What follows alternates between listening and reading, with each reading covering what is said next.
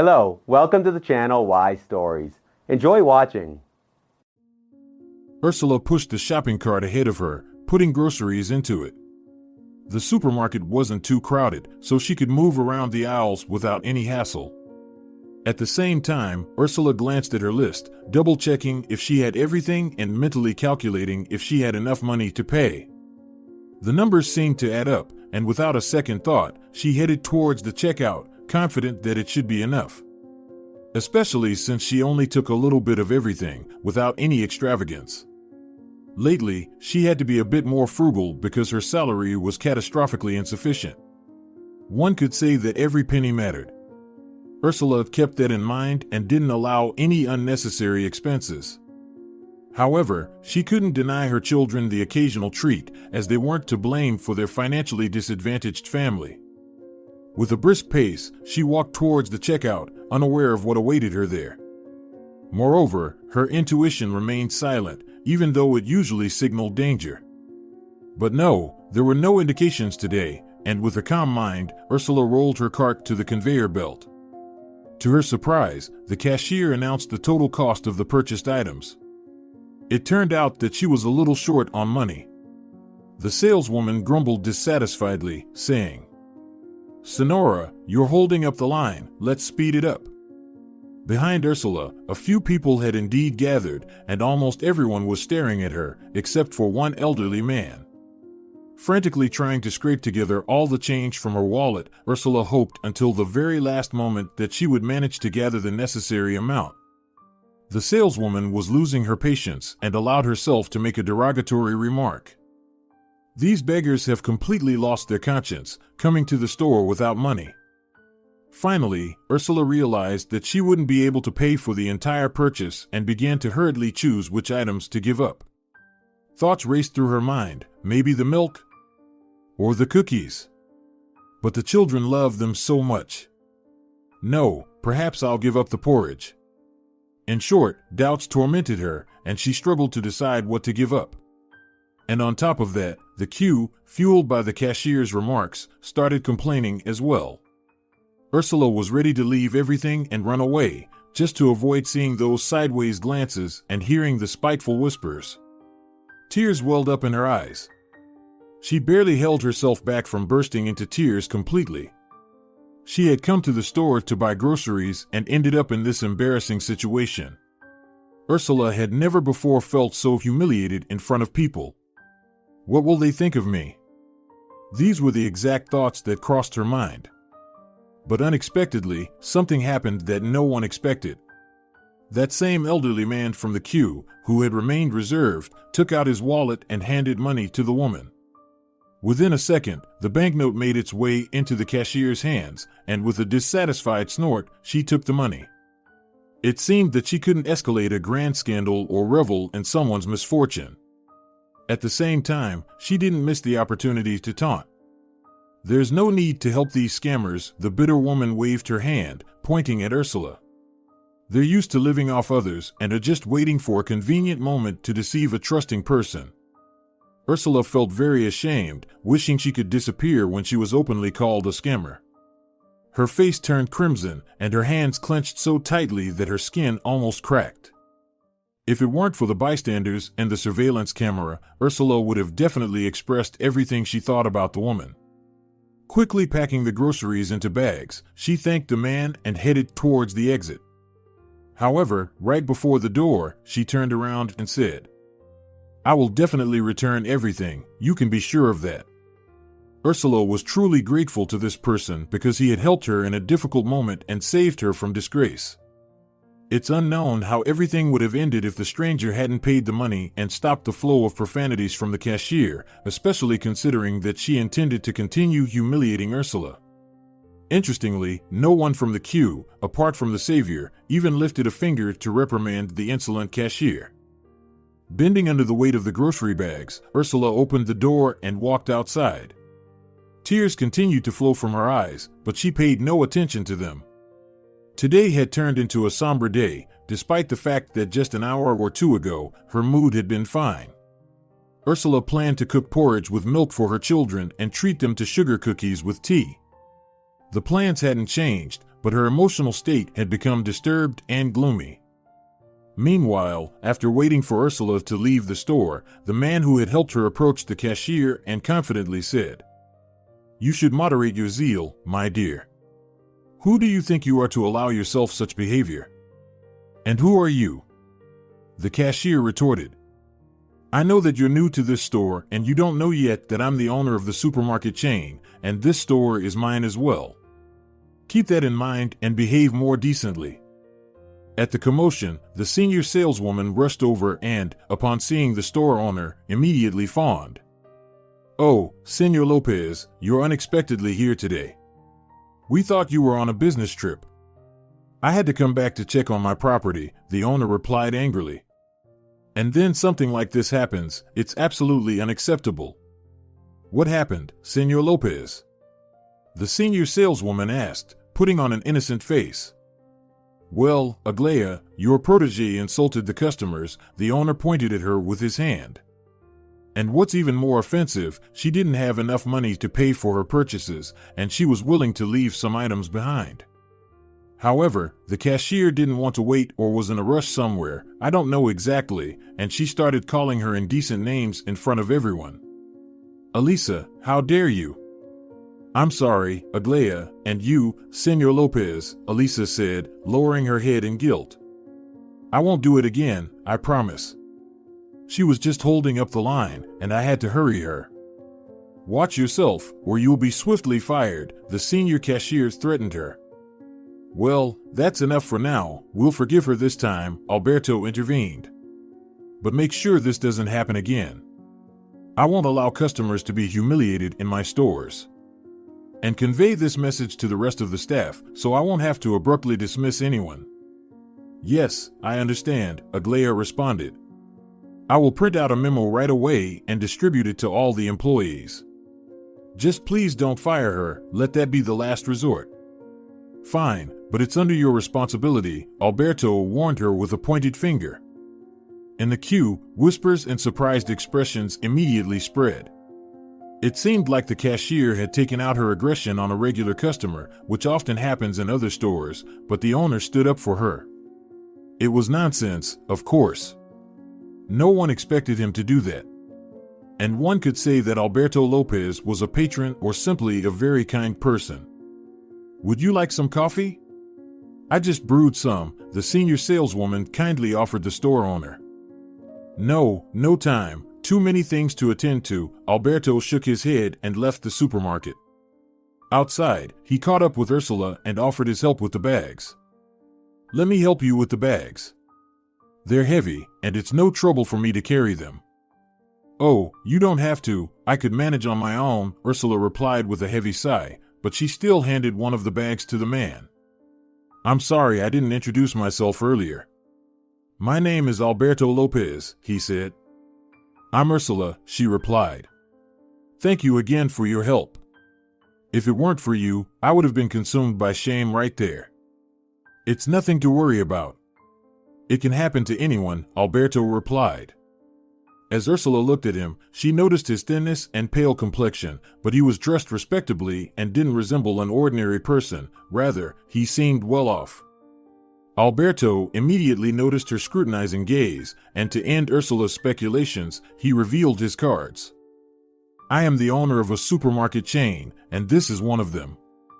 'Are you serious?' Úrsula asked in surprise. 'Yes, indeed. I periodically check how my employees are doing. Today I came here, and it seems like it was the right decision to do it discreetly.' 'Well, undercover inspecting your own properties?' 'That's something,' Úrsula commented with amusement. 'There's nothing else to be done, Úrsula. You always have to keep your hand on the pulse,' Senor Lopez said with annoyance in his voice. 'Otherwise, they'll sense weakness and slack off.' 'I understand,' the woman nodded. 'But rest assured, I will return every penny.' 'Relax, I told you there's no need to return anything,' Alberto stood his ground. 'I don't mind that money, and you managed to fully pay for your purchase.' Intuitively, Úrsula felt that she shouldn't be afraid of this man and that she could trust him. After all, Alberto acted in a noble manner. Despite the difference in their social status, without realizing it, Úrsula opened up to him and started telling him about her life. The store owner attentively listened and nodded sympathetically in response. It seemed like they had found common ground and instantly became good friends. I grew up in a poor family, and from a young age, I knew the value of money, Úrsula spoke. We didn't have much wealth at home, so we had to economize on everything. My mother worked as a mail carrier, and my father died due to a workplace accident. Sadly, nobody from the management helped with his funeral. He dedicated many years to that factory, and in the end, they didn't even provide a wreath for his grave. I'm sorry for being so blunt, but it's my habit to speak my mind. At that moment, Alberto let out a heavy sigh and broke out in hives, and Úrsula thought he didn't look well. Are you all right? Should I call an ambulance? No, I'm fine, Alberto waved it off. Please, continue. Well, my mother raised me on her own, Úrsula nodded. She did everything she could to ensure we had the basics to eat. I won't deny that I didn't have much and I don't regret having to live that way.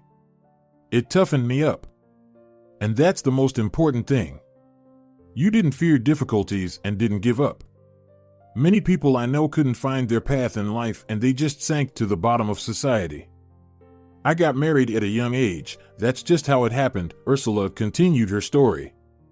My husband was a good person, and everyone envied me back then, saying that I had won the lottery of happiness. But for me, it was important that we were compatible in character. Alberto nodded in response and then glanced into the distance, as if he had seen someone. Úrsula strained her eyes, trying to see, but there was nothing there. The road ahead of them was empty, as if everyone had vanished in an instant. Shaking his head, as if clearing away an invisible web, Alberto looked at Úrsula and said with a smile, I've been listening to you and didn't notice the silence that had fallen. Ah, yes, I also got lost in my thoughts, Úrsula nodded. In my marriage to Edgar, we had 4 children. We were the happiest parents in the world. Why are you speaking in the past tense? Alberto cautiously asked. My husband passed away, I'm sorry, Úrsula lowered her head and quietly wept. Alberto involuntarily flinched because he thought that Úrsula would continue telling him about how they raised their children and cherished every day together. But it turned out that this seemingly delicate woman had experienced a lot of sorrow in her life, and the incident at the store only further crushed her. Oh, if he had known from the beginning what fate had in store for Úrsula, he would have immediately put that rude cashier in her place and prevented her from tormenting this poor woman. After a brief pause, Úrsula continued talking about her family. Her husband was a construction worker, and his professionalism was highly valued. It was after the birth of their youngest daughter that he started considering changing jobs. Edgar wanted to earn even more. Although they had enough money in the household, he dreamed of having their own house where they could all live comfortably. And it had to have children's rooms and spaces for play and entertainment. With this thought in mind, Edgar decided to go abroad for work. Úrsula, of course, didn't agree with the idea, but she didn't openly oppose it. She wholeheartedly trusted her husband, and if he had made up his mind to go, then he must have considered everything. Especially since Úrsula herself had long wanted to improve their lives, primarily for the sake of their children, so they would never be in need. With his wife's support, Edgar set off on his journey, believing that success awaited him. Anxious waiting lasted for 2 months. Úrsula called her husband almost every day to inquire about his well-being. At first, he would answer immediately, but then he would do it only when he had free time. It was during this time that Úrsula's heart began to fill with unhealthy concerns, not about infidelity, but about his well-being. She never doubted Edgar's faithfulness, especially since he gave her no reason to. And then, unexpectedly, news came that her husband had died in a car accident. Edgar's supervisor reported that he had taken a couple of weeks of leave to visit his family but didn't wait for the company's transportation and decided to hitchhike. Naturally, all his co-workers tried to dissuade Edgar from this plan, but he didn't want to wait, especially since the company's bus was scheduled to arrive at the site only 3 days later. Ursula's husband didn't want to waste precious time, and that became his fatal mistake because halfway through the journey, the driver of the lorry he was hitchhiking with lost control on a turn, and the lorry plunged into a river at high speed. The long-haul driver died on the spot, without regaining consciousness, and Edgar's body was never found. Despite several days of search and rescue efforts, they couldn't locate him. It was as if Ursula's husband had vanished into thin air. Eventually, the search was called off, assuming that Edgar had perished and his body was swept away by the swift current. In such a situation, it was impossible to find the body. This final information was relayed to Úrsula. In the end, she had to come to terms with the fact that she was now a widow with 4 children on her hands. It was difficult, of course, to come to this realization, but apparently that was how fate had decided. Úrsula spent several days crying nonstop, and despite the efforts of her family and loved ones to console her, nothing seemed to work. All she could do was observe her emotional torment and pray to God that she wouldn't lose her sanity. Due to the fact that his body was never found, Úrsula had to bury an empty coffin with her husband's belongings. She placed new clothes, which Edgar hadn't worn yet, inside. It was a magnificent suit that he had planned to wear to greet guests at his anniversary celebration. She also included his black leather shoes. Edgar loved classic style and appreciated its elegance. Úrsula didn't hesitate to part with these items as a way to pay tribute and bid farewell to her husband. She wanted him to remain the most beautiful memory. About a year had passed since then, and Úrsula seemed to have somewhat adapted to the fact that her husband was no longer by her side. Even the children no longer bothered their mother, asking "Where's Dad?" In the beginning, they would have tantrums, demanding to meet him because it was not easy for them to understand that he was in heaven. And only recently did the children stop pestering their mother, fully realizing the loss of their father. Úrsula emotionally recounted all of this to Alberto Lopez. It felt as if she had been bottling it up inside her for a long time, and now it all came pouring out. At the same time, the store owner didn't rush to interject with his own remarks. He walked beside her, lost in thought. Úrsula even felt that Alberto was in a different dimension at that moment. The skin on his face was so taut that all the vessels and capillaries were visible. Regardless of what people say, even wealthy individuals were not devoid of compassion. Apparently, Alberto was so deeply moved by this story that he mentally visualized it, to the point that he didn't even notice when Úrsula took a photo of her husband out of her sweater pocket. "Here, this is my Edgar," she said, pointing at him through her tears. Taking the photo from her hands, Alberto studied it for several minutes, as if searching for something familiar.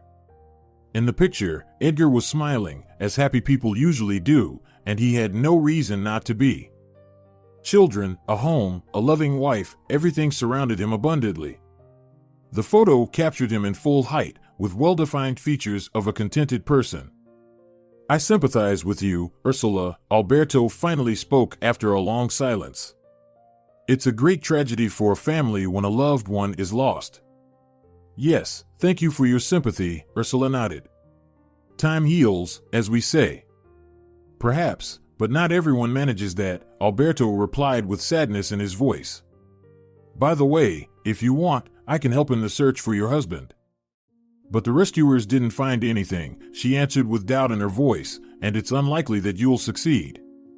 "I'll give it a try, maybe we can at least locate his body," Alberto insisted.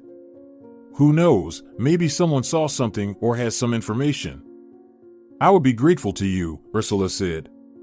"You've already done me a great kindness, I don't know how to thank you." "It's not necessary, I genuinely want to help," Alberto replied, winking with his left eye. However, Úrsula immediately sensed that he reacted somewhat hesitantly to her words about time healing, and to cut to the chase, she decided to ask, "Did your family also experience some sorrow?" "Well, how should I put it?" Alberto began, but Úrsula interrupted him for a moment. "Here, we've arrived, this is where I live," she pointed to the old 4-story house. "Let's sit on the bench, and you can tell me." "All right, if you're not in a hurry," Alberto nodded. "I've also had a difficult life, so I understand you better than anyone else." My only and beloved son, Fabian, died while on a mission in one of the hotspots. For obvious reasons, I can't disclose where exactly. Yes, of course. I had such dreams of having grandchildren, that's why I cherished my son, Alberto continued. We went fishing and hunting together, spent time at the country house, enjoying nature. What else was needed for happiness? At this point, he paused and looked at the clouds. He ran his hand over his face, as if wiping away water, and said, I never got to have grandchildren. My son didn't make me happy. 6 months after his death, my wife Nora passed away. Her heart couldn't bear it. The doctors couldn't do anything and just recorded her death. And all of this happened before my eyes. I felt as if I had fallen into a dark pit. My wife and son left me alone, perhaps to live and suffer. Don't say that, they didn't do it on purpose, Úrsula tried to reassure him. Yes, as you can see, even the wealthy cry, Alberto wiped away his tears and concluded. You surprised me, you know, Úrsula unexpectedly said. How so? I would have never thought that a wealthy person could easily send their own son to serve in a hotspot and defend the interests of their homeland. I believe it's normal, Alberto replied. Every man should be a patriot of their country. Besides, my son made his own choice, I didn't insist.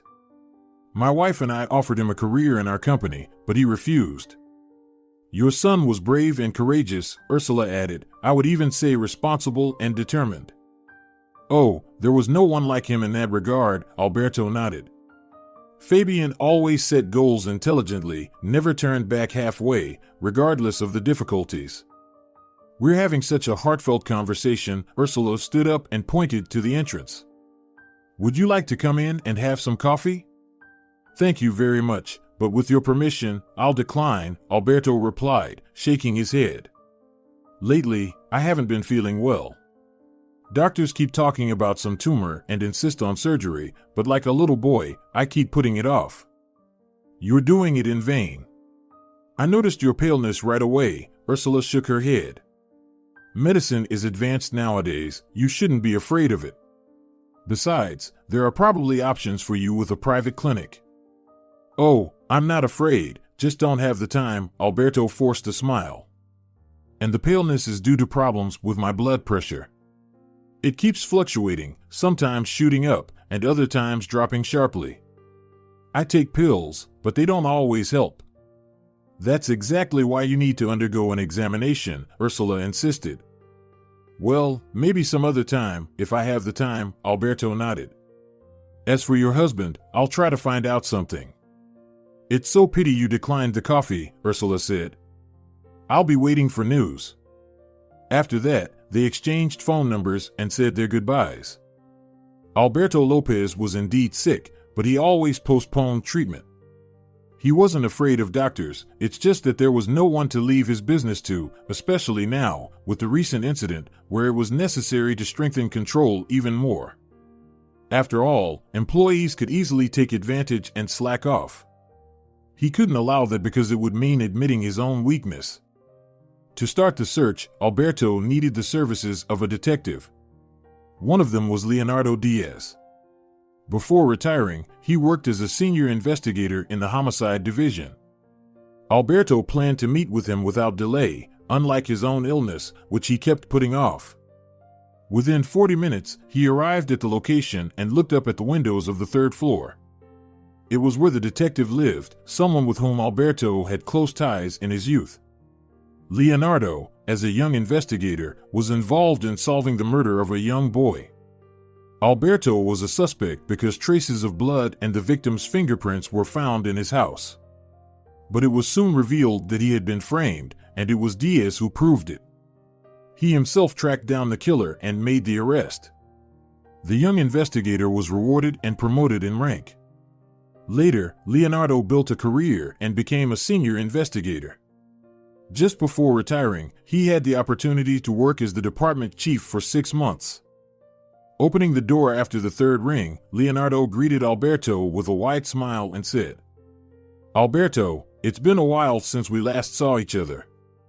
Embracing his guest, he ushered him inside the apartment and immediately led him to the kitchen. "Let's have a drink to celebrate the reunion." "I won't refuse, Leonardo," Alberto patted him on the shoulder.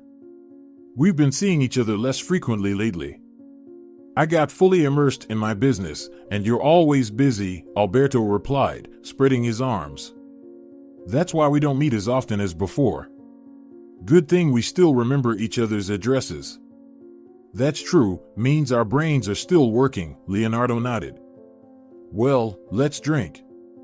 After emptying their glasses, they enjoyed a salad and slices of ham that the detective had thoughtfully taken from the refrigerator. It's worth noting that his apartment was in perfect order.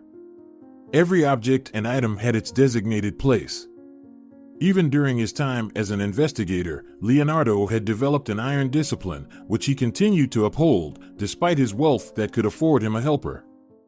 "You know, Leonardo, I didn't come to you for no reason," Alberto Lopez said, pushing the salad plate away from himself. "I already guessed that." "You've always been a secretive person," Leonardo nodded. "Sometimes I had to pry every word out of you. And after your son's death, you became even more closed off." "You should know that it's a sore subject for me," Alberto replied with frustration in his voice. "Sorry, I got carried away in the wrong direction," Leonardo waved his hands. "What happened to you? Tell me." "I need your help as a detective," Alberto answered. "I know that you've earned more in this field than in the police." "Oh, really? So Investigator Diaz is not in fashion nowadays?" Leonardo joked. "Why would that be? Your skills have always been highly regarded. But this time, I need a detective. Believe me, I came to you with a good offer that will be hard to refuse." "Well, all right, I'm listening attentively. Go ahead and present it, preferably with detailed specifics." "Today, I met a good woman named Úrsula. We started talking, and she told me the story of her husband's death. He was returning home hitchhiking when the driver of a trailer lost control and it happened. The car fell into the river, the truck's owner died, but they couldn't find Edgar's body. That's what Úrsula's husband was called." "Alberto, have you found yourself a life companion and want to get rid of the competition?" Leonardo joked again. "I appreciate your sense of humor, but Nora is still in my heart," Alberto replied reproachfully. "I'm sorry, it was a failed joke. Continue." "So, she buried an empty coffin with her husband's belongings," Alberto continued. "But I have doubts that he died."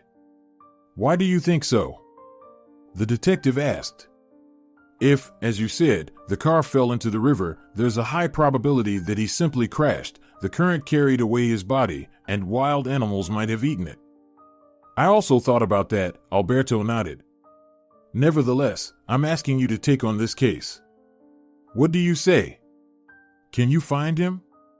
At least his body, so Úrsula can give her husband a dignified burial." "Well, I can't guarantee anything," Leonardo shrugged. "But I'll do everything in my power. Don't be offended if there's no positive outcome." "Of course. I understand it all," Alberto agreed. "It's a challenging case, traveling far, and there's no guarantee of finding anything. By the way, where did the accident happen?" "Let me write down all the information Úrsula gave me on a piece of paper," Alberto said, taking out a notepad from his inner pocket. He jotted down the sparse details he had at that moment. "It's not much, but it's something," Leonardo said, looking at the notes. "My deal with one of the clients will be concluded in a couple of days, and then I'll take care of your case. Just don't delay, Leonardo." "I promised Úrsula." "Of course, I've never let you down," the detective replied. "Maybe another drink?" "I've had enough. My blood pressure is acting up," Alberto declined. "Once you find this person for me, then we'll have a heartfelt celebration. I'll even bring out a 10-year-old brandy. Consider it done." With that, they parted ways. Alberto went home, and Leonardo started calling his informants. He couldn't refuse to help his friend. After all, after the case when Leonardo literally saved Alberto from prison, a strong bond of friendship had formed between them, and they hadn't wavered from it over the years, no matter how difficult life became. As for Úrsula, she was reluctant to believe that Alberto would succeed. Too much time had passed since then, and the rescuers assured her back then that it was all futile. Moreover, no one from the street had ever offered such assistance before, and suddenly, the owner of a supermarket chain took up the search. She didn't believe in miracles, especially ones that promised to fulfill any of her dreams. And yet, she dreamed of being by her husband's side again. Although she had already become accustomed to dealing with her difficulties alone, his strong masculine shoulder wouldn't hurt. That's what she thought about, but she understood that the dreams were unlikely to come true. Her husband wouldn't come back to life and wouldn't be the same as before. As Úrsula grew more anxious, she expected fewer results from Alberto. Moreover, he didn't give her any encouragement, always answering on the phone when Úrsula called him. "I'm searching, be patient." Of course, he could be understood. After all, he didn't possess a database of all deceased people in the country. But now Úrsula couldn't wait anymore because with all her heart, she wanted time to turn back. This continued until she realized the futility of her fuss. Weeks passed, then another, and Alberto didn't provide any information. From that moment on, Úrsula stopped waiting altogether. Meanwhile, Leonardo was digging up the ground in search of information. He utilized all his connections to stir up the right people. One could say he set the gears of history in reverse. He also didn't forget to update Alberto. Alberto would call him periodically, and Leonardo would respond. "Alberto, I've made some progress in this direction. I think everything will fall into place soon." That was more than enough for Alberto to believe in the detective's abilities. Leonardo continued his search, and soon enough, his efforts paid off. He found the missing link in the chain and held onto it like a drowning man grasping at a lifeline. On that day, Úrsula was at home because she had a day off. She had planned to spend quality time with her children, but unexpectedly, there was a knock on the door. She wasn't expecting any guests, so she went to open the door with great surprise. In an instant, her face contorted in horror because standing at the threshold was her husband, Edgar. He was pale, noticeably thinner, and there was a crimson scar on his forehead. Overwhelmed with joy that her spouse had returned, Úrsula burst into tears and attracted the attention of her children. Within a minute, they all gathered in the hallway as if by magic. Cries and exclamations of astonishment filled the space of the apartment and echoed throughout the staircase. And behind Edgar stood Alberto, smiling. It was clear that his assistance was indispensable. Úrsula had doubted him in vain. He had fully lived up to the expectations he had taken upon himself. Edgar entered the apartment, surrounded from all sides by his children. For an hour, they didn't give him a moment's rest, hugging him and crying, but Úrsula was the most overwhelmed. She couldn't believe her eyes that her husband was alive. She pinched herself twice, thinking she was dreaming, but everything was happening for real. Edgar even tried to talk to her about something. However, it didn't go very well for him, most likely due to stress and excitement. Finally, Alberto took charge of the situation and loudly stated, "I think it's time to clarify some things." "What do you think, Edgar?" "Yes, it's time." "Too much time has passed," he nodded. Edgar began his story by thanking everyone who had saved him and participated in the search. The tragic event occurred in the evening when he was on his way to meet his family. Edgar was in such a hurry that he unintentionally urged the driver to speed up, and the driver politely complied without thinking about the consequences. They were on a winding road with sharp turns. And it was precisely on one of those turns that the car spun out of control. In an instant, the truck veered off the road and, due to momentum, rolled down towards the river. They didn't even have time to react because the speed affected the intensity of the impact. As a result, Edgar's head struck a rock, and the current carried him along the riverbed. Perhaps he would have kept floating until he drowned or was eaten by wild animals. However, Edgar was lucky as he was found by some vagabonds. They had settled in the woods and made a living by fishing. When they stumbled upon his body, they initially thought he was a corpse, but upon pulling him out of the water, they realized he was alive, just unconscious. The vagabonds took Edgar and brought him to their makeshift hut. He spent a month there in a delirious state, constantly calling out to people. No one could make sense of what he was saying as he whispered, barely uttering words. Edgar was in a state of confusion, unaware of what was happening around him. Occasionally, he would open his eyes, only to drift back into oblivion. Interestingly, the vagabonds didn't abandon him, they continued to take care of him. It was as if Edgar had been given a second chance at life. Gradually, he started to regain his senses, but couldn't remember anything that connected him to his past life. Edgar struggled to piece together the facts, the timing, and the events, but he couldn't make anything out of it. Out of frustration, he nearly took his own life, but the vagabonds managed to intervene just in time. They gave him a temporary name since he couldn't remember his own. Thus, Edgar became Reuben. He started to help his rescuers catch fish to sustain himself because he couldn't just lie in the hut and stare at the ceiling. Besides, he hoped that by doing so, he would eventually recall his past and find his way back home.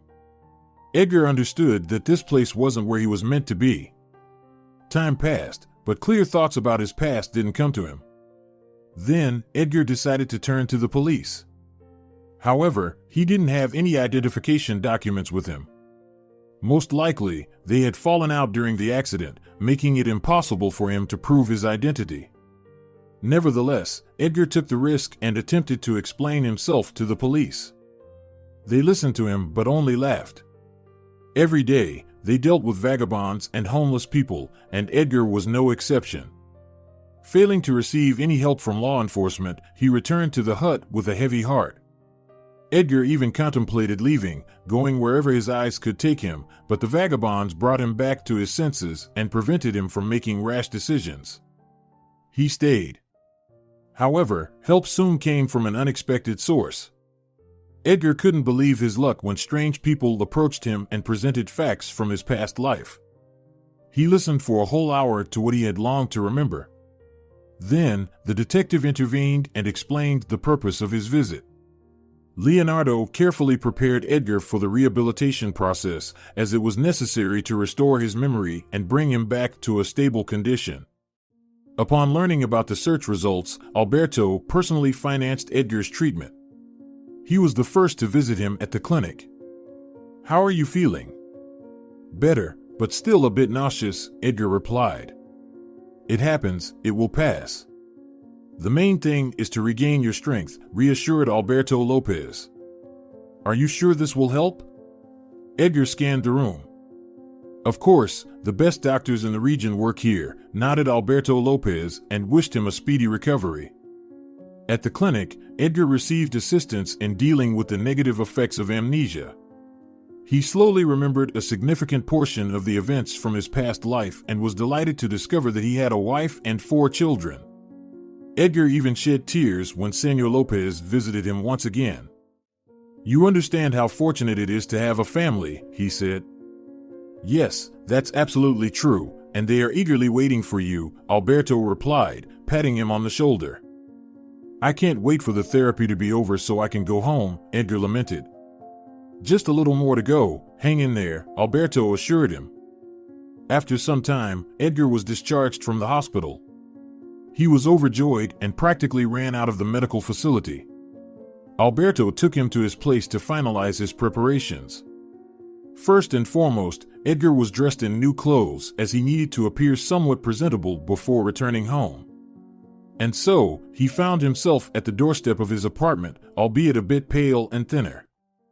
Upon hearing her husband's story, Úrsula burst into bitter tears.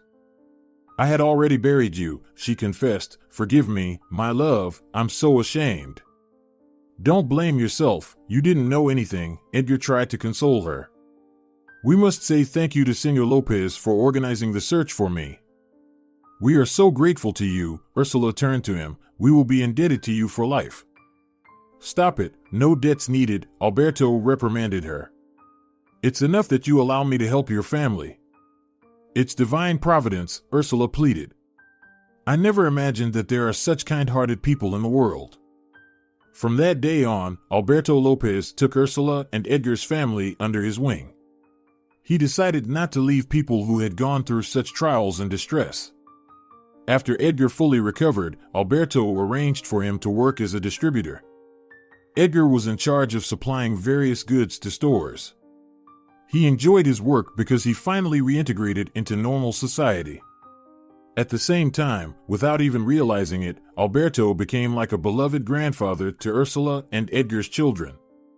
He visited them so often that they considered him part of the family, especially the youngest daughter. The girl would light up when Alberto appeared in their home. However, one day, Alberto fell ill and was urgently admitted to the hospital.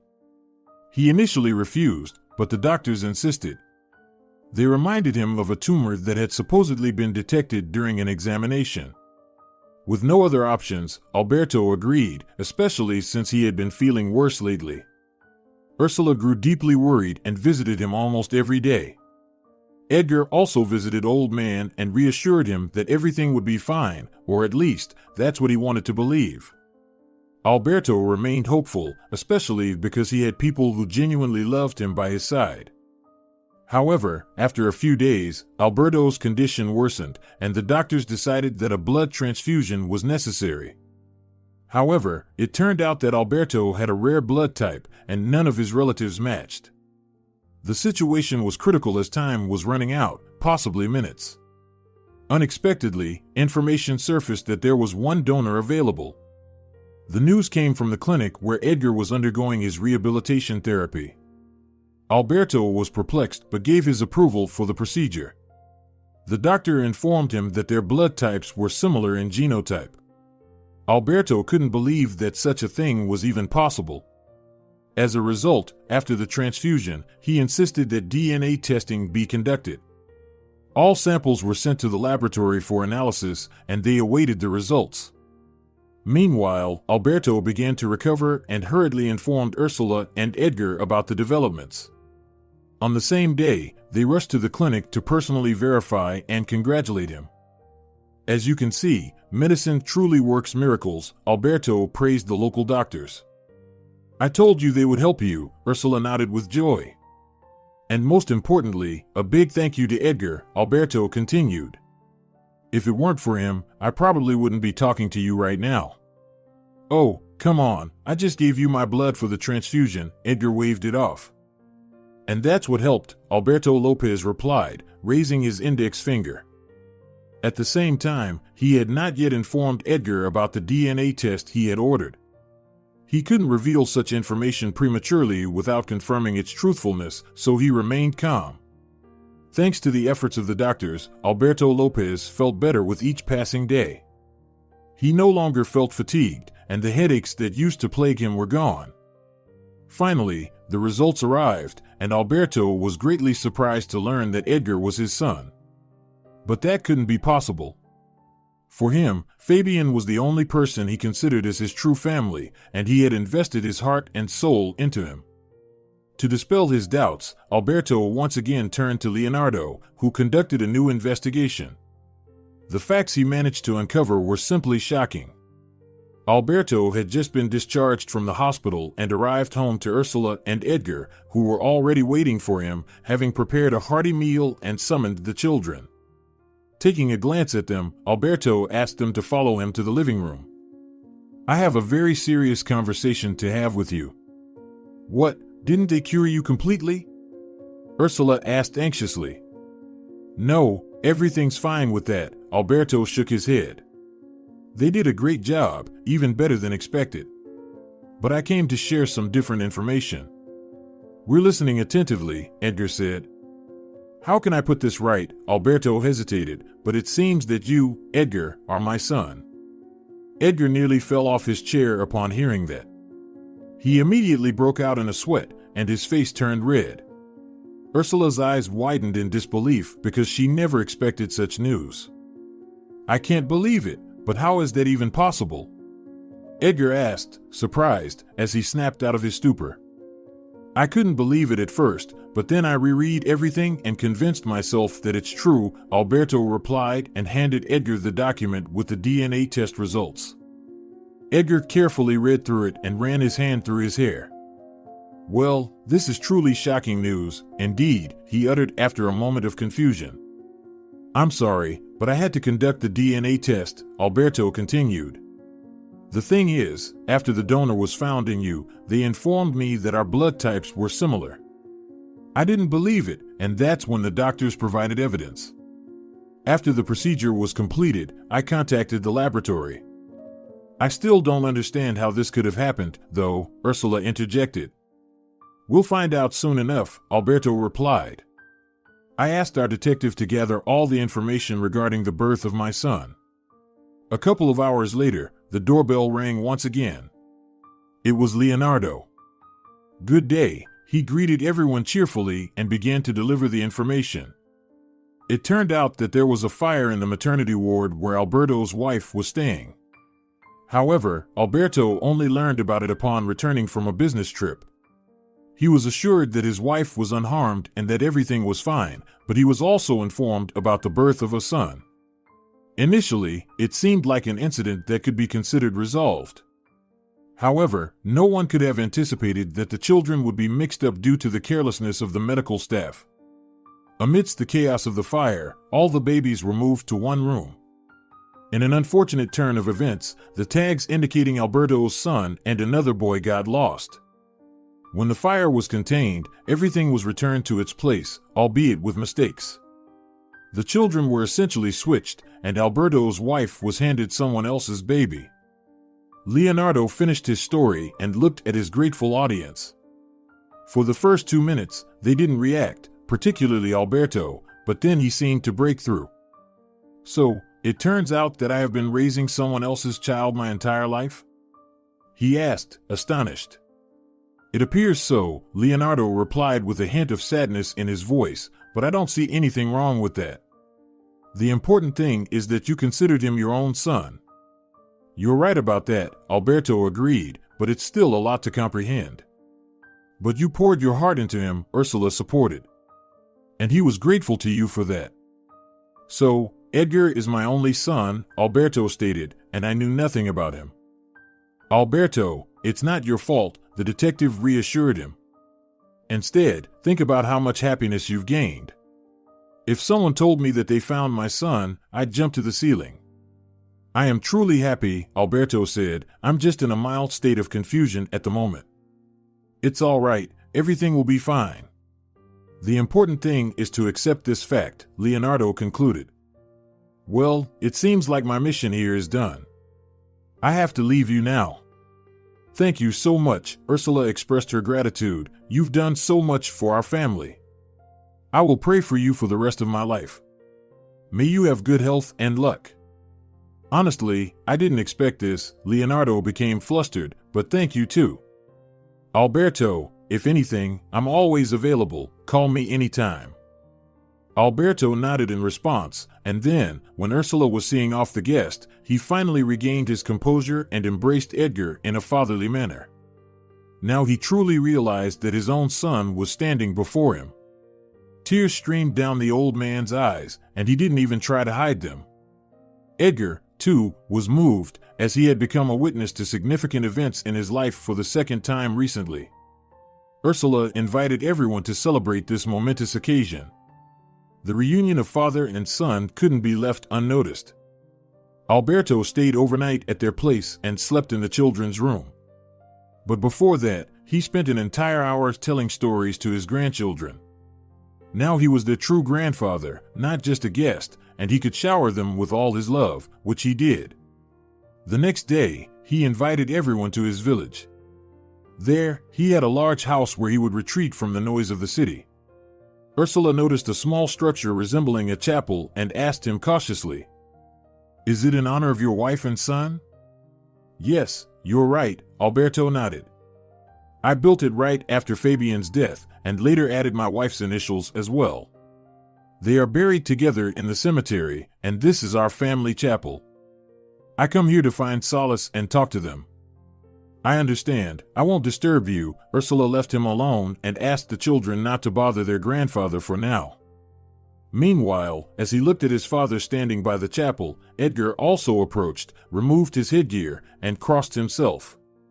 They stood silently for a few minutes, each lost in their own thoughts. Wiping his face and turning to his son, Alberto said, "I hope I won't lose you again." "That won't happen, Dad," Edgar replied and hugged his father tightly. Ursula observed this scene from a distance and rejoiced inwardly, as fate had returned her husband to her alive and had even given her a father-in-law. It seemed like these events were not supposed to happen in her life at all. They spent several days in the countryside, relaxing, bonding, and having fun. Meanwhile, Alberto decided to make Edgar his business partner and, in order not to waste any more time while he was still alive, sent him to an accelerated course on economic literacy. At first, Edgar was reluctant, but under pressure from his wife, he agreed, especially considering the promising prospects it offered. Alberto confessed to himself, "I'm not immortal, and I need a successor. There's no one else to pass on the business to. I actually thought everything would be lost after my death." "Why do you think that way?" "Things are going well, after all," Edgar said. "It only seems that way," Alberto waved his hand. "In reality, I've had one foot in the afterlife for a long time. Nora and Fabian are waiting for me there. I see them in my dreams every night." "All right, Dad, we have a deal. I'll try to grasp the intricacies of the business, and you promise me that you'll let go of those thoughts," Edgar said. During the courses, Edgar absorbed all the information the instructors provided, took meticulous notes, and practiced his skills, realizing that in the future, he wouldn't have anyone to guide him. Edgar was preparing himself for any difficulties that may lie ahead. Alberto didn't overlook his grandchildren either. He created the most favorable and comfortable conditions for them because he had confessed to Ursula that he wanted grandchildren. Fabian didn't have the chance to give him that, but at least Edgar brought him 4 grandchildren. Alberto spent time with them almost every day, showering them with his care. Eventually, he decided that fresh air was much healthier and moved the family to that countryside house. Essentially, it became their own property because Alberto made it clear that all his possessions would be passed on to them. He waited until his son fully immersed himself in the business and then handed over the reins of power to him. All these years, Alberto had been spinning like a squirrel in a wheel. It was time to give way to the young ones and let them show what they were capable of. Edgar proudly accepted this gift and promised that the stores would flourish under his leadership. He had already taken the first steps. However, there were still many challenges ahead. Over time, the Alberto supermarket chain claimed leading positions in the city, and its reputation spread to the region and even at the federal level. Naturally, this led to an influx of investments, and the entire family found themselves in the spotlight. After some time had passed and the passion subsided, Edgar sincerely confessed to his wife, "I never thought that recovering my memory would lead to such consequences." "I didn't expect our lives to change so dramatically either," Ursula replied. Having handed the business over to his son, Alberto Lopez fully dedicated himself to his grandchildren. He moved into the countryside house and spent all his free time with them. And they were delighted to have their grandpa's company because he loved telling interesting life stories. If you're enjoying it as well, leave a like and subscribe.